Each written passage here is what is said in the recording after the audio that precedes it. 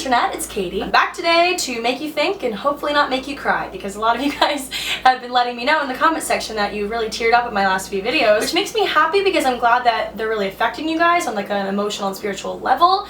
But it also makes me sad because like I don't want to picture you guys crying at things I'm saying, so I hope that the tears are positive ones. No negative tears here, guys. Our mascara is too expensive for that. The title of this video kind of says it all. Watch this when you screw up. Here's the thought process of the universe.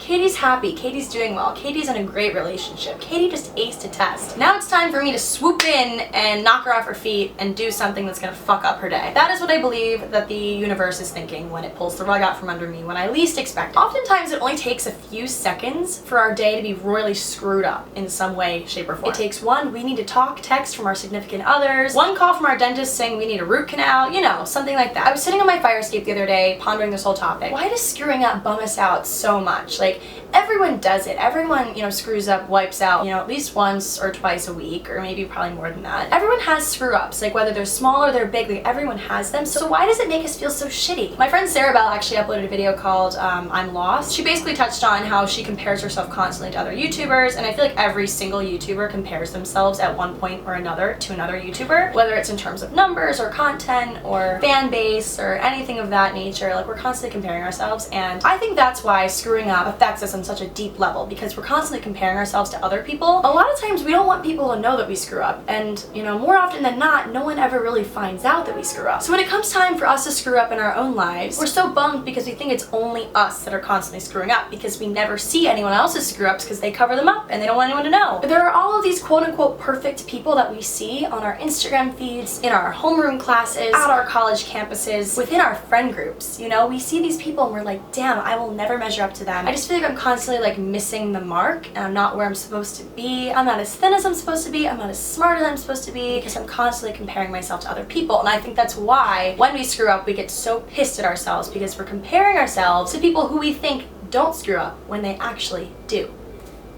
Bam! So you probably clicked on this video for one of two reasons, or two of two reasons, who knows. One, you just saw a video of mine pop up and you were kind enough to click on it and give me, you know, the satisfaction of knowing that some people care about my thoughts. Or number two, you screwed up, you saw this video, one of your friends sent you this video or something of that nature, and you need some assistance. So if you came here for either of those two reasons, I have a funny little anecdote for you guys to make you guys all feel better. Back in second grade, I thought I was hot shit because I had a pencil pouch full of those little sparkly gel pens. I had hot pink Heelys that I would wear to the mall, and they like lit up when you did a little spin or something of that nature, so I thought I was real hot shit in elementary school. Being cool in elementary school was a big deal, okay? And at my school, I don't know about you guys, your coolness factor was kind of measured on a scale of where you were in the school lunch line in elementary school. It's like whoever was first in line, you know, to get those chicken nuggets on Wednesdays was a cool cat, okay? So on one relatively normal day in elementary school, I was in second grade, I remember sprinting into the lunch line, okay? Like, I wanted to be the first girl in the lunch line. I had these flare jeans with iron-on butterfly patches, which I'm pretty sure my mom still has, because they literally were the dopest thing to ever be created. They were flare jeans, like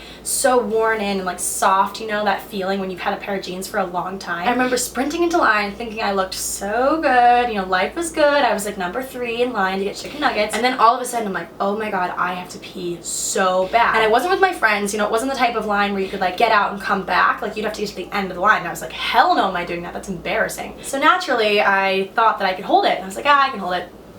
I couldn't hold it. I ended up peeing my pants, and I was wearing like light wash denim. Everyone and their mother could see that I wet myself. I literally peed my pants in the lunch line.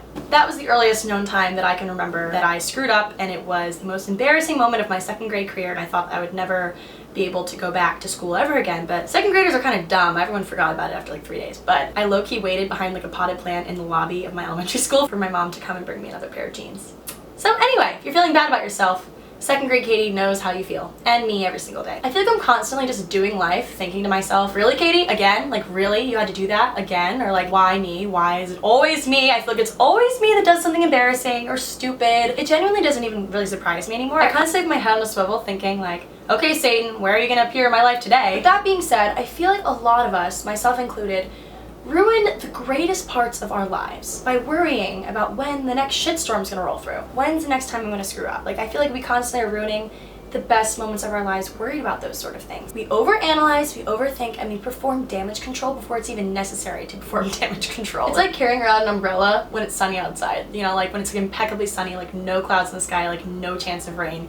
Carrying an umbrella anyway, just in case. Like, just in case the shitstorm's gonna roll through. I'm not talking about it like stowed in your bag either. I'm talking about like having it fully up and ready to go on an impeccably sunny day. That is the comparison. Kind of going back to the themes of my other videos, when you find the right group of people to hang out with, or the right significant other, the right people to be with, to surround yourself with, you're not gonna have to worry about screwing up because you'll be so comfortable, hopefully, with these people that you don't really care. Like, for me with my friends, we genuinely like don't care if each other like is a mess. Like if something happens, if someone spills something on themselves, or you know, is in a messy breakup, or like does something, and we've accepted that we're all kind of messes in our own right and we don't let it ruin our friendships. The truth of the matter is, screwing up is essential for growth. I watched J.K. Rowling, I think I said that right, J.K. Rowling. I watched one of her speeches she gave at a university not too long ago, and it got me really, really invested in J.K. Rowling's life. Like, I was so invested in Harry Potter growing up. You know, Harry Potter really saved me as a kid. It made me believe in something. You know, I really believed in Harry Potter, and that was like a series that really impacted my life and my childhood. When I read more about J.K. Rowling and her life, and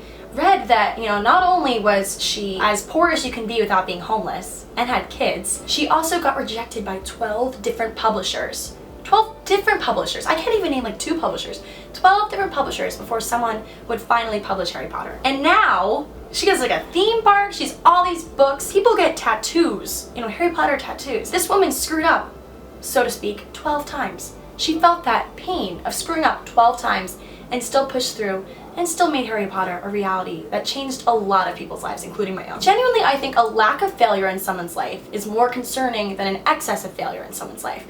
Because if you have a lack of failure in your life, if you live a perfectly comfortable life free of any sort of failure or pitfalls, you're probably not truly living. You probably haven't taken enough risks or really done enough things that make you happy, because a lot of the things that make me happy, like creating content for you guys, you know, creating interesting content for you guys, doing a lot of things around my university, just truly being involved in my community and writing blog posts and, you know, doing all this stuff, I'm constantly getting shit on, okay? I'm constantly getting hate. I have to be in a really exceptionally good frame of mind to read my YouTube comments sometimes, because 90% of you guys are freaking amazing and so appreciative of my content. But there's that 10% of you guys that, I don't know, I guess we just don't see eye to eye, and sometimes I let those comments really get to me. But then I realized if I didn't receive those comments, it would mean that I wasn't being raw enough with my content. It's risky and raw things that cause people to be haters and cause people to make me feel like I've screwed up. I think to myself, I screwed up. Like, I screwed up. I should have been more like this in this video, or I should have made this video more inclusive of everyone. And you know, at the end of the day, guys, everyone screws up. But I've come to know that success is not a path for those who are easily afraid of failure.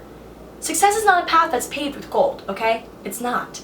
It's like rummaging at the bottom of your bag to find a pair of headphones that you have down deep in there and expecting to pull them out without any tangles. Like, that is just not how life works, guys. A massive misconception about failure is the idea that we're not allowed to feel sadness or pain or really react to our failures. We have to pull up our big girl panties, put on some lipstick, and completely act unfazed. And that's just not how life works. I personally think, not to say that failure should be dwelled upon, I think there's a time and place in like how long you should take to react to your failures and truly learn from them. Margaret Atwood said, "I'm not sure what's worse, insane feeling or the absence of it." I genuinely believe in the latter. I think the latter is worse, having an absence of feeling, because feeling, all feeling, I've said this numerous times, all feeling is valid. We're not robots, we're wired to feel things, and a lot of these things we feel quite strongly. So often we don't allow ourselves time to cope with our failures and cope with our screw-ups. We almost sprint recklessly from one pitfall, from one screw-up to the next, without even like stopping to think about what happened. When the universe sticks its foot out, figuratively, and trips you, I have learned that it's important to lay in the dirt for a second and admire the view from down there. Take a deep breath, allow yourself to learn something from the fall. Then pick yourself up, dust the dirt off of your cute little outfit, and move on with your life. Because failure is not the end. If anything, failure is the beginning. You know, every closed door, every exit sign is just an entrance into something else. I think a lot of times we see exiting one chapter as being a terrifying thing and forget that there's another one waiting for us. You know, there's another chapter. It might not be as glamorous as the previous one or as easy as the previous one, but it's a new one nonetheless. If you screw up, congratulations, you're human, you're normal, join the club, we all screw up. Look at Walt Disney, look at Vincent van Gogh. We all screw up at one point or another in our lives. Okay, Vincent van Gogh only sold one painting in his lifetime. He made 800 now priceless works of art. He only sold one painting his whole lifetime. Can you imagine that type of quote-unquote failure? So that's it for this video. Hope you guys all enjoyed, and I'll talk to you guys all in the next one. Bye guys.